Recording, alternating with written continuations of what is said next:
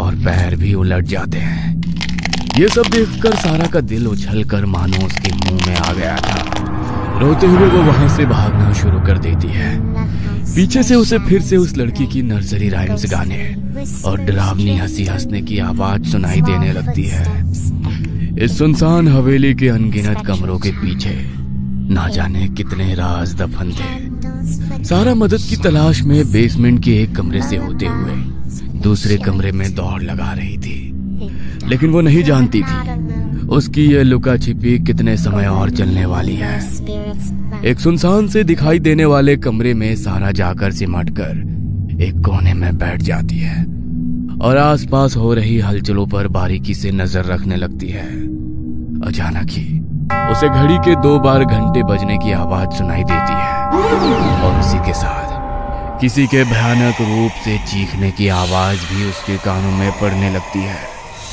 इससे पहले कि सारा कुछ भी समझ पाती, एक झटके से कमरे के पीछे की तरफ का दरवाजा खुल जाता है और धीमे कदमों से कोई उस कमरे के अंदर आने लगता है। सारा के दिल की धड़कन तेज हो गई थी। डरते हुए सारा धीरे से खुले हुए दरवाजे की ओर देखती है। सामने का नजारा देखकर उसकी आंखें हैरत से खुली रह जाती है।